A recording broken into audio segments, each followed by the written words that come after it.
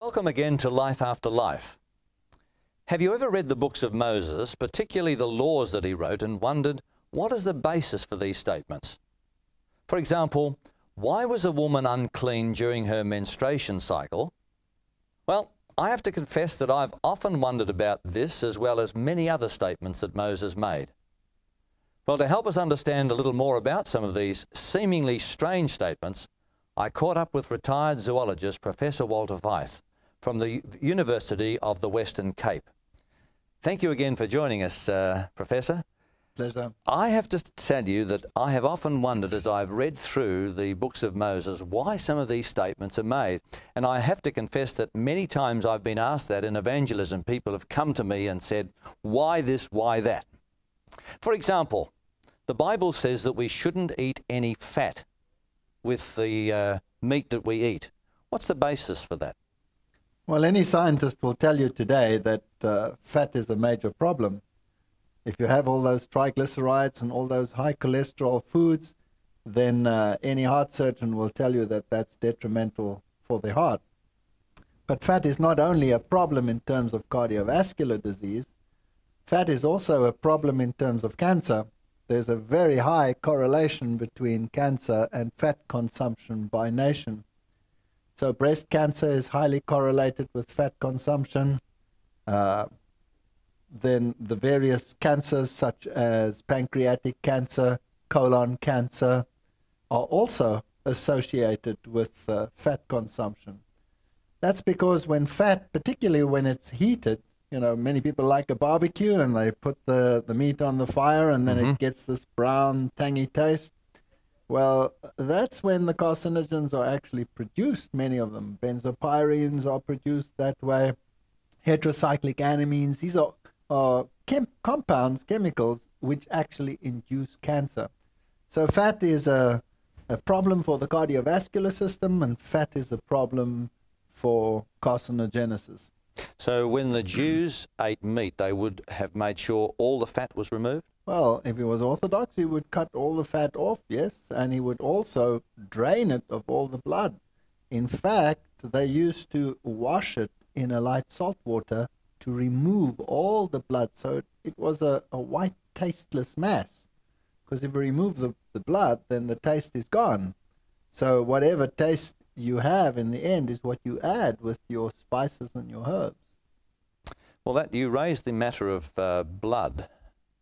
Now, that's something else the Bible says that we oughtn't to eat with our meat. Yes. Both fat and blood.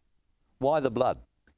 Well, blood is a very interesting compound. It is the force. The Bible says there's life in the blood. Obviously, it's the oxygen carrier.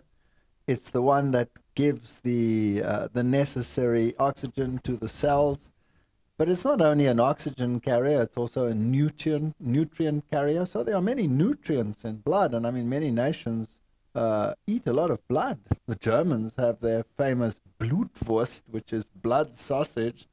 And so many nations actually do eat the blood. But the blood also conveys all the excretory products. It takes them to the kidneys where they are removed. So the compounds that are harmful are also in the blood. And when you have blood, you're getting nutrients as well as negative compounds. Not only that, there are certain proteins in the blood which, when accumulated or heated, are supposed to attribute it to the aging process. And that's an interesting component when you look at the scenario in the Bible of the flood. Before the flood, people were very old. Post-flood, there is a sudden 50% drop and then a very rapid drop in age. And some of these proteins might actually contribute to that very aging process. So if you want to stay, you know, young and vigorous, then perhaps less of that and more of the plant foods would be a better way to go. Well, it's true, isn't it? When you go to see the doctor and there's something wrong, or you at least feel there's something wrong, the first thing he or she will do is take a blood sample. That's right. So would that indicate that the disease or the virus or the germ would be in the bloodstream? That's where you would find it, and that's where you would find the abnormalities of the various components in the blood, the various fat levels in the blood, the triglycerides, the cholesterols, The pathogens, you'll find them in the blood. So blood is a tremendous conveyor of disease, and it's better to stay away from it. Everybody knows that in today's environment, even more so with the AIDS pandemic that we have in the world today, those viruses are in the blood. Better to stay away from blood. And what about the transmission of disease from animal to human beings? Is that possible? Well, today it's becoming more and more prevalent. Diseases from animals to man, viruses before didn't jump the species barrier so readily, but today they do. The Asian flu virus, as we discussed in a previous program, jumps the barrier from the avian species right through to man. Well, another intriguing law that's written down in the book of Leviticus concerns a woman during her menstruation period. For that week, she is regarded as being unclean. What do you think is the basis for that? Well, actually, it's a very good law. And nations that observe it rigorously, like the Orthodox Jewish nations and many of the Eastern nations, have far lower levels of cervical cancer, for example, than the rest of the populations, particularly in Western society, where these laws are considered old-fashioned. Now, during the menstrual cycle, the immune system is actually depressed. And during that cycle, one is far more likely to contract a disease than outside of that cycle. Plus, you have the interesting scenario that within the reproductive system of the female, you can have viruses, something related to the herpes virus. And some of them are responsible for very virulent cancers. Now, most of these viruses remain latent, but during the menstrual cycle, when that immune system is at its lowest, those can be readily triggered. And it seems as if human sperm actually triggers them. So that's an interesting point. Another factor that might be important is that during the menstrual cycle, the inner lining of the uterus is loosened and the endometrial cells are passed out of the body. Now, these proliferate when certain hormones are secreted in the body, and the uterine lining becomes thick, and then during the menstrual cycle, it's sloughed off and removed from the body with the passage of blood. Now, if you had to have intercourse during that cycle on a regular basis, some of these cells might be pushed back up the fallopian tubes, and then you can have endometriosis developing that way. That's when these cells actually are in the body cavity rather than in the uterus where they should be. I mean, you can get it with other ways as well. You can have an injury, you can bump yourself, pressure could produce it. But sexual intercourse certainly would be one of the contributing factors. So a greater risk of endometriosis, a greater risk of cervical cancer, those are good reasons to stay away from any of these activities during the menstrual cycle.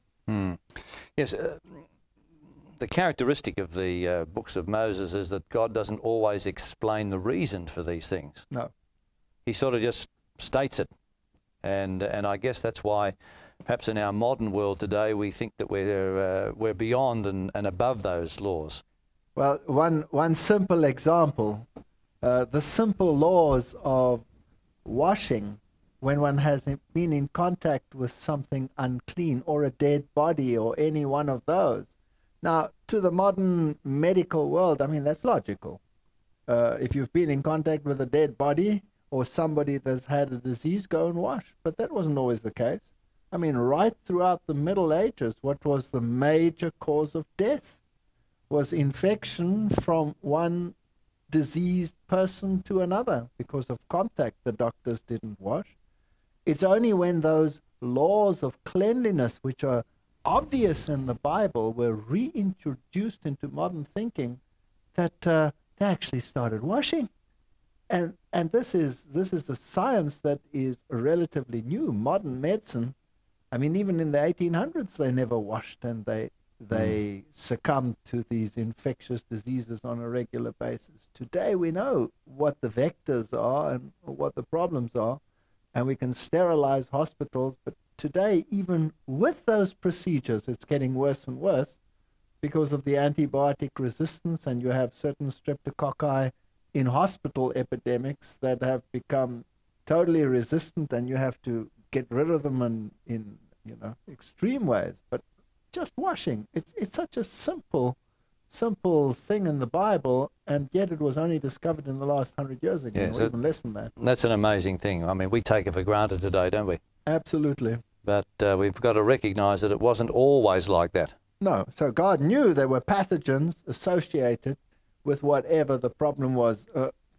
Taking the simple fact of burying your excreta when you went and did your business. I mean, today, to us, that's logical. We would know why we would have to do that. But God gave a specific instruction, and it certainly makes a lot of health sense. Another one that I'm often asked, and we're very familiar with this because of what happened with Jesus. On the 8th day, the Bible says the male ought to be circumcised. Now, there's been a lot of discussion, as you know, of recent times whether circumcision should or should not be followed, not from a religious law, because the New Testament says that's out, but from a health law. Do you think that there's a good basis, a physiological basis for the 8th day of circumcision? Well, I think there's a very good reason why the 8th day is mentioned. When a child is born, he gets his first immune capacity from the parent. So he drinks some of the uterine fluid. He gets some of the actual immune blood cells passed on to him that way. In his early feeding cycle, he drinks from the milk, and he gets the colostrum, which passes on an immune capacity to the infant. But he develops his own during that first period, and on the 8th day it kicks in, and it's the perfect time to do the circumcision. So what is it that about the blood on the 8th day that is so important? Well, the baby actually develops its own immunocapacity. So besides having an imparted one, it has its own kicking in as well. So the probability of an infection from this procedure would be at its lowest at the 8th day.